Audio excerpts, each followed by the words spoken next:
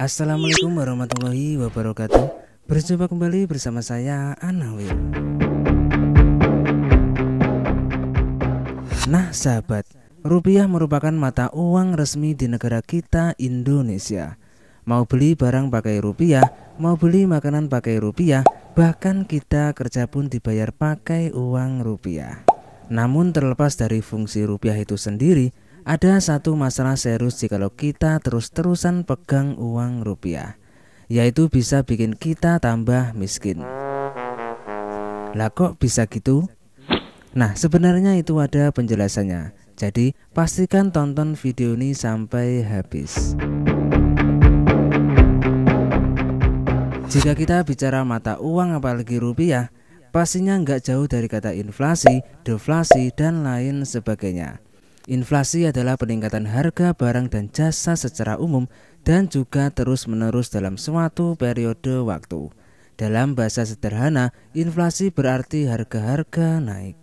Contohnya, kalau 10 tahun yang lalu dengan uang Rp100.000, kalian bisa belanja banyak barang. Sekarang, dengan jumlah uang yang sama, kalian mungkin hanya bisa membeli beberapa barang saja.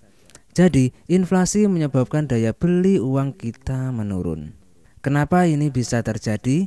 Nah, ada beberapa faktor yang mempengaruhi inflasi. Salah satunya adalah peningkatan permintaan barang dan juga jasa. Misalnya, jika banyak orang ingin membeli suatu barang, harganya bisa naik karena permintaan lebih tinggi daripada penawaran. Faktor lainnya adalah biaya produksi yang meningkat, seperti kenaikan harga bahan baku atau upah tenaga kerja. Ketika biaya produksi naik, produsen biasanya akan menaikkan harga jual untuk menjaga profit mereka. Tak sampai di situ, jika kita terlalu lama menyimpan uang di bank pun juga kurang baik, meskipun hakikat menabung itu sangatlah baik. Misalnya gini, di era Presiden B.J. Habibie, pada masa krisis moneter 97 hingga 98, nilai tukar rupiah kita terhadap dolar Amerika Serikat anjlok dari sekitar Rp2.000 menjadi lebih dari Rp15.000 per dolar Amerika Serikat. Artinya inflasinya sangat tinggi, yaitu mencapai lebih dari 70% pada tahun 98. Contoh kasus pada tahun 98, jika sahabat Anawir memiliki tabungan sejumlah Rp100 juta di tahun tersebut, estimasi harga rumah sederhana di daerah perkotaan mungkin sekitar 100 jutaan. Artinya, dengan tabungan sebesar Rp100 juta, secara matematis sahabatku pastinya bisa membeli rumah sederhana di tahun tersebut. Lanjut era Presiden Susilo Bambang Yudhoyono.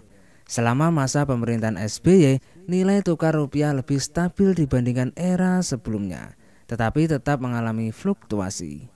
Nilai tukar berkisar antara Rp8.500 hingga Rp12.000 per dolar Amerika Serikat. Sedangkan inflasi rata-rata sekitar 5 hingga 6% per tahun. Nah, dengan tabungan Rp100 juta dari tahun 98 yang masih utuh alias masih tersimpan di bank dan gak jadi dibelikan rumah di era Presiden B.J. Habibie tersebut, pastinya uang tabungan tersebut sudah berkurang daya belinya karena tergerus akan inflasi. Jika harga rumah sederhana di daerah perkotaan pada tahun 2004 naik menjadi sekitar 200 juta karena inflasi dan juga kenaikan harga properti, pastinya tabungan sebesar Rp100 juta tersebut tidak lagi cukup untuk membeli rumah yang sama. Dengan demikian, seseorang dengan tabungan Rp100 juta dari tahun 98 kini membutuhkan tambahan dana lagi jika ingin membeli sebuah rumah di era Presiden SBY.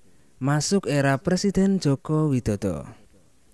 Pada era Jokowi, nilai tukar rupiah mengalami tekanan dari berbagai faktor eksternal maupun internal. Sering berada di kisaran 13.000, 15.000 hingga 16.000 sekian per dolar Amerika Serikat.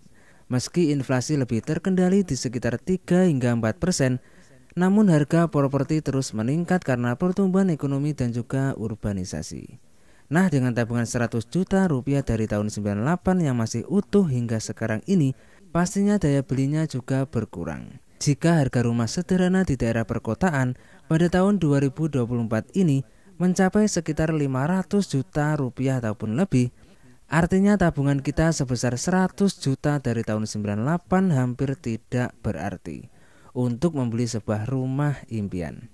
Tabungan tersebut sekarang hanya mencakup sebagian kecil dari harga rumah dan menunjukkan penurunan daya beli yang signifikan.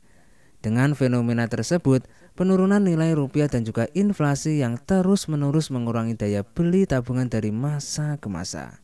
Jika seseorang tidak menginvestasikan tabungan mereka secara bijaksana untuk mengimbangi laju inflasi, nilai real tabungan tersebut akan menurun.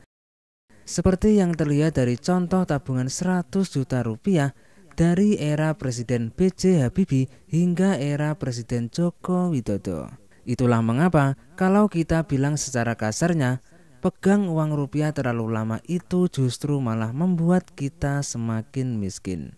Ya, meskipun sebenarnya nggak cuma mata uang rupiah saja. Bagaimana dengan program Tapera? Silakan sahabatku tinggalkan komen di bawah. Kebijakan moneter adalah tindakan yang diambil oleh bank sentral seperti Bank Indonesia untuk mengendalikan jumlah uang yang beredar dan juga tingkat suku bunga. Tujuan utama kebijakan moneter adalah untuk menjaga stabilitas harga, mengendalikan inflasi, dan mendukung pertumbuhan ekonomi.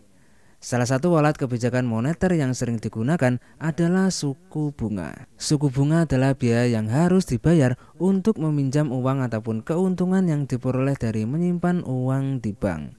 Ketika inflasi tinggi, bank sentral mungkin akan menaikkan suku bunga untuk mengurangi jumlah uang yang beredar. Dengan suku bunga yang lebih tinggi, orang cenderung untuk menyimpan uang mereka di bank daripada membelanjakannya. Sehingga permintaan barang dan juga jasa menurun dan juga inflasi bisa terkendali. Sebaliknya, jika ekonomi sedang lesu dan juga inflasi rendah, bank sentral mungkin akan menurunkan suku bunga untuk mendorong orang meminjam uang dan berbelanja lebih banyak. Dengan suku bunga yang rendah, biaya pinjaman lebih murah dan orang membeli barang dan juga jasa sehingga mendorong pertumbuhan ekonomi. Namun, ada sisi lain dari kebijakan moneter yang perlu kita waspadai. Ketika bank sentral mencetak uang terlalu banyak untuk mendorong ekonomi, hal ini bisa menyebabkan inflasi yang lebih tinggi. Jika jumlah uang yang beredar meningkat terlalu cepat dibandingkan dengan jumlah barang dan juga jasa yang tersedia, pastinya harga-harga akan naik. Inilah disebut dengan inflasi moneter. Jadi, apa yang harus kita lakukan untuk melindungi nilai uang kita?